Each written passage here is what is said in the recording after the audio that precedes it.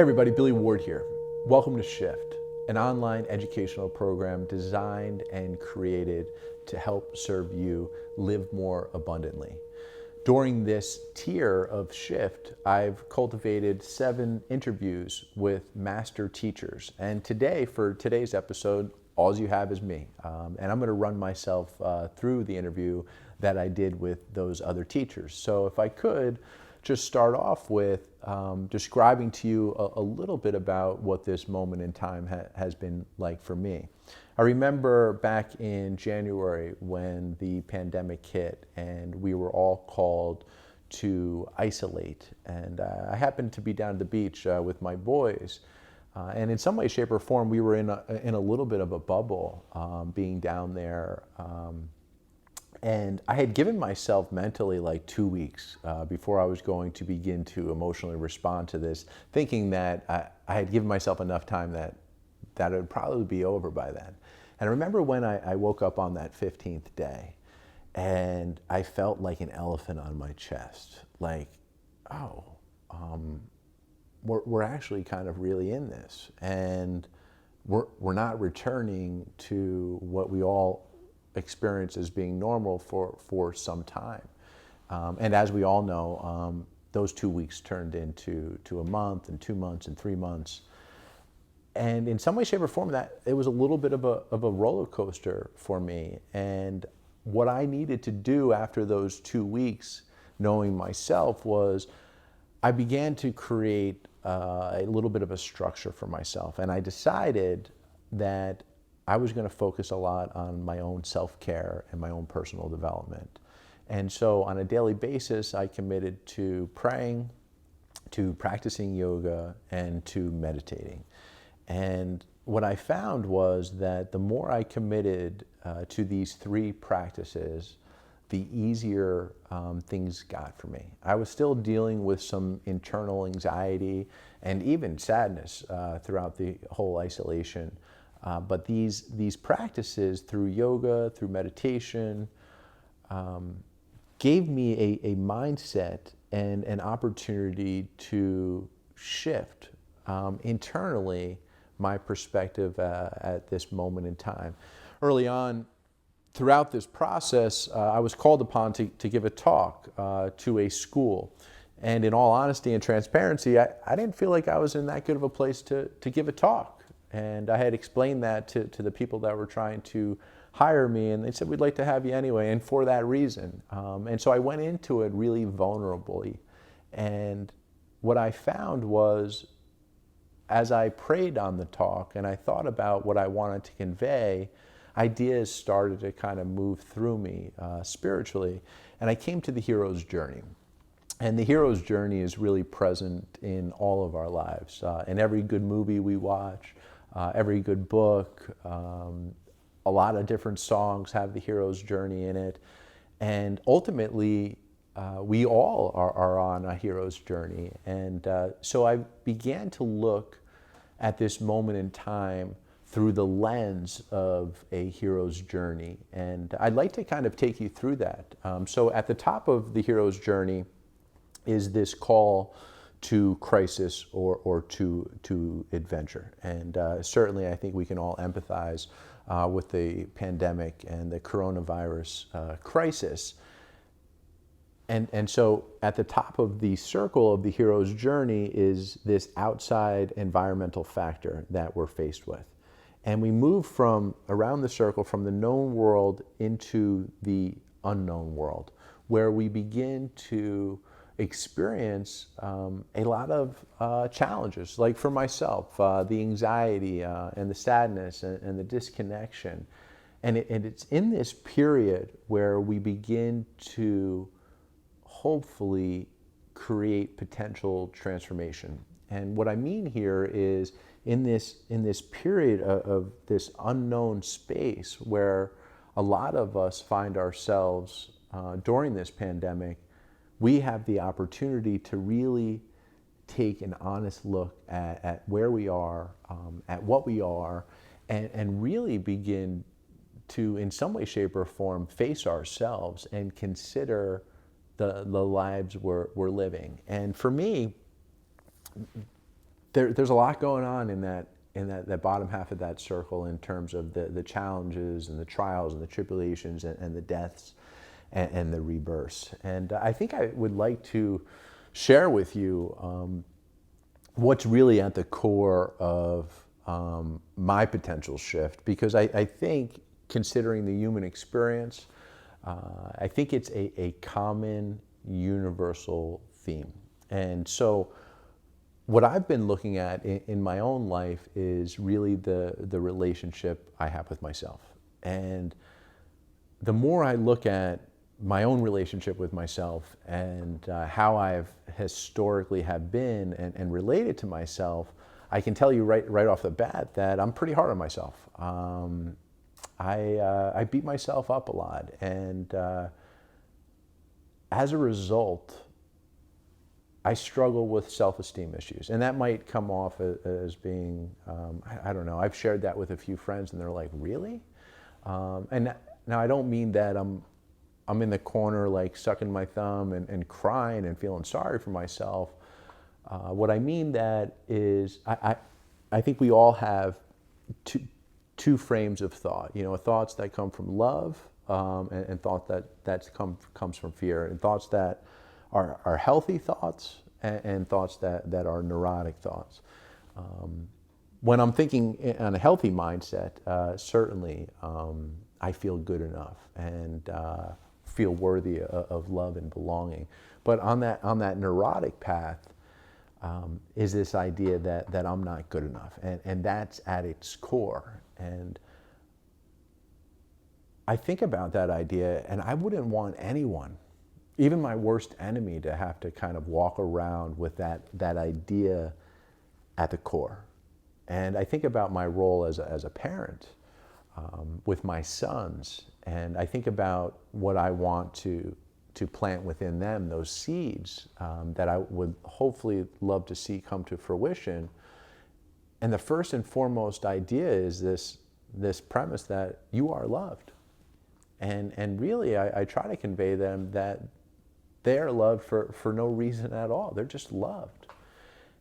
And yet, for some reason, if I bring that idea back to me, I don't include myself in that. And that, for me, has been a really dramatic shift in my own perspective and awareness in terms of the relationship that I have with myself.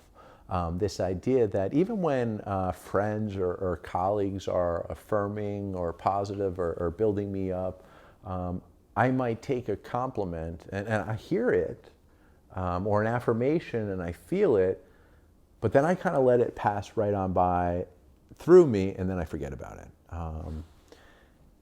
And I think in my own path, and in the path of my sons, I want to hold on to those experiences a little bit more.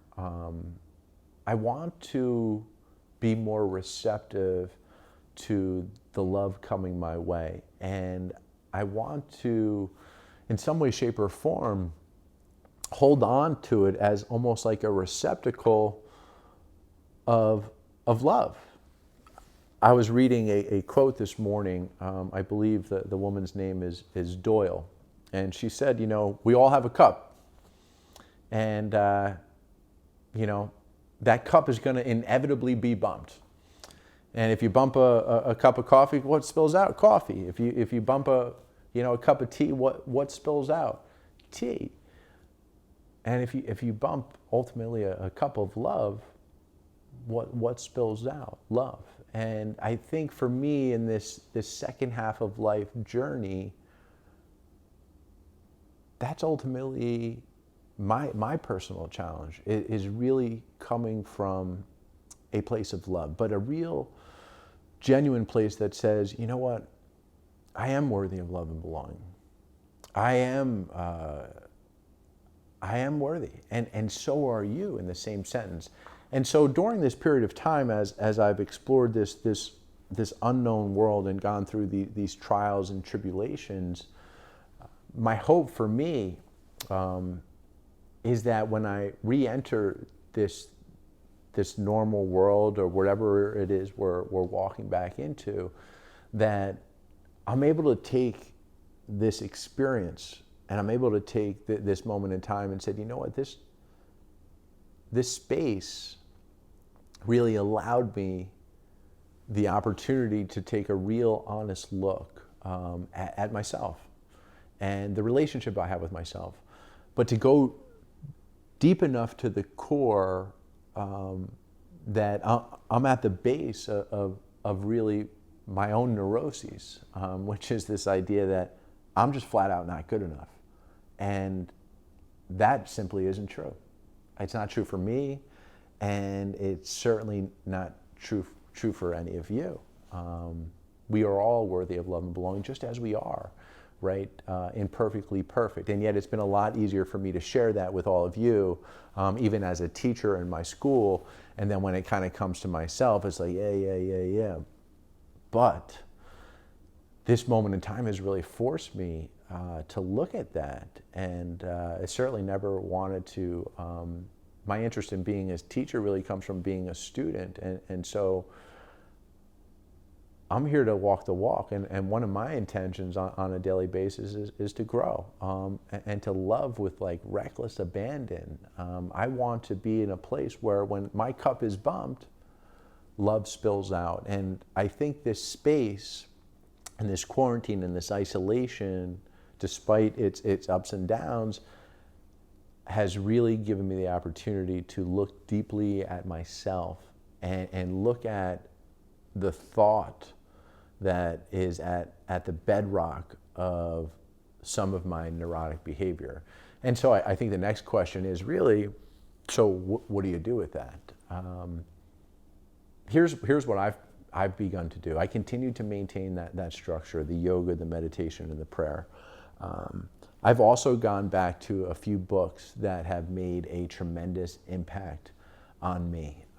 Most notably, the Four Agreements. So I find myself reading and rereading and taking notes. I'm also talking a lot.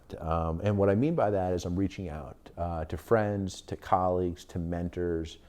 And I find the more honest I am with my friends and colleagues and mentors, the more easily they're able to meet me. And more often than not, I'm finding out that I'm not alone. I was walking in the woods just the other day with a very masculine friend of mine, football guy, business guy, kind of appears to have all his shit together. And then we started talking about our collective self-esteem issues. And I found myself looking at him and being like, really, dude? For the last 20 years, you've been nothing but cool. And we both laughed out loud. Because in that place of vulnerability, both he and I found a real place of connection. And I think also what happened is that freedom we experienced to be and express who we are. And that's a really big word for me, freedom.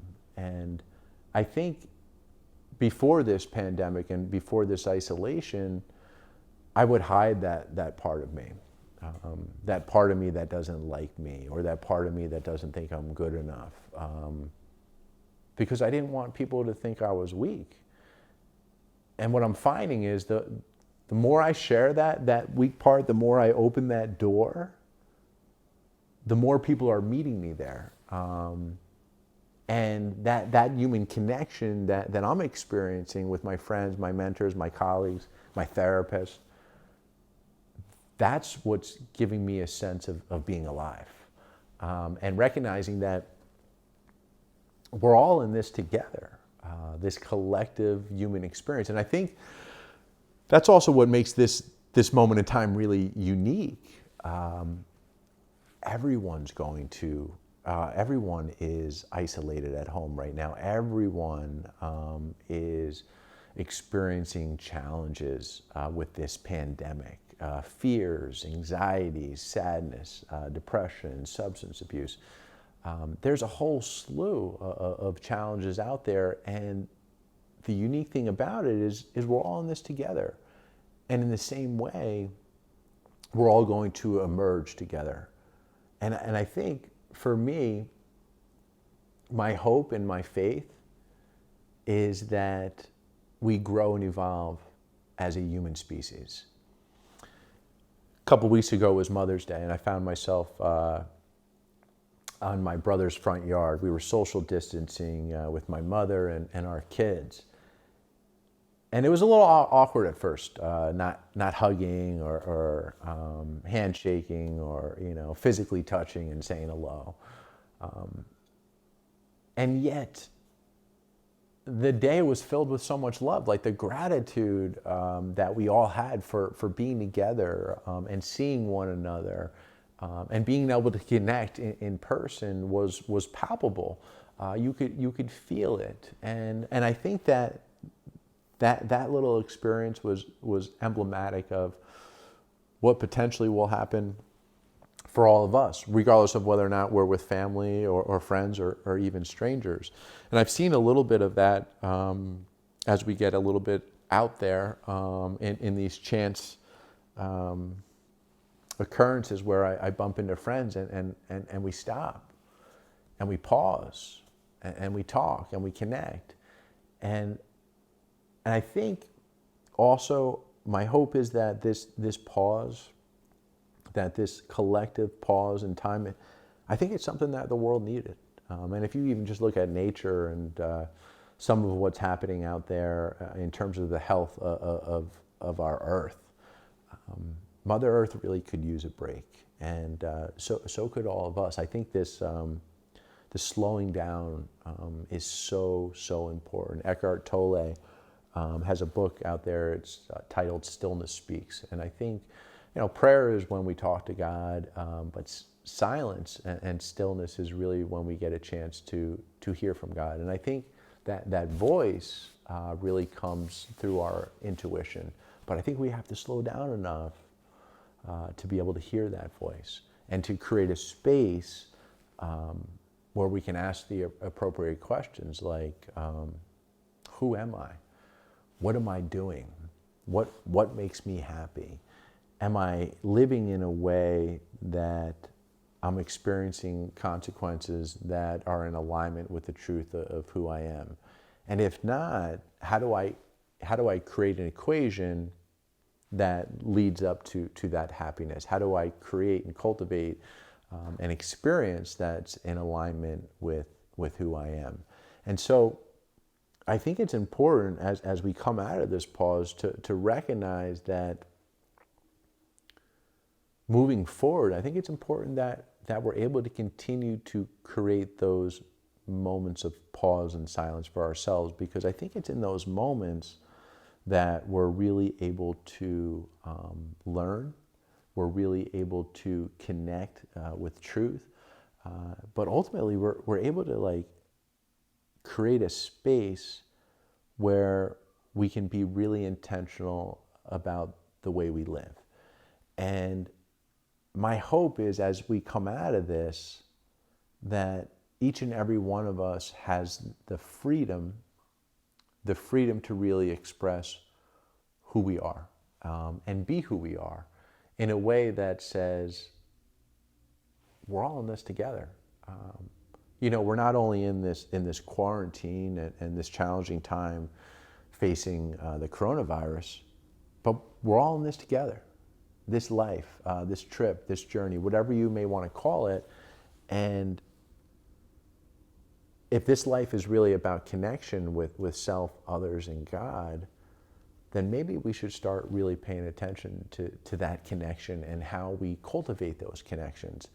And I think, as I've been saying, I think those connections happen or spring up when we're able to courageously be ourselves and be vulnerable and be honest and say to people, hey, this might be a part of me that I've been hiding, but I'm no longer going to hide, because it's really, ultimately, it's a part of the human experience. And so this shift for me personally has really been from an internal shift where I'm looking at the core of some of my neurotic thinking, and at the core is this idea that I'm not good enough. And I want to be a spiritual warrior with that idea. Anytime that idea comes into place, I want to challenge that idea. I want to try and replace that idea with this idea that I am worthy of love and belonging. And then I want to put that idea into action by taking risks and courageously expressing who I am. And so we all have this opportunity, not just during this moment in time, but at any moment in time, to really take an honest look at ourselves, at our relationships, and how we're living. And if there is some unhappiness or discontent, or you're out of alignment, you have the freedom, just in the same way that I do, to take a look at how you can cultivate a shift so that you begin to change the way you look at things. And those things don't change, but what changes is you. That little slight change that allows you to look at this world and this life with a little bit more love. And ultimately, that's really what it's all about. Ladies and gentlemen, thank you for being here. Welcome to Shift.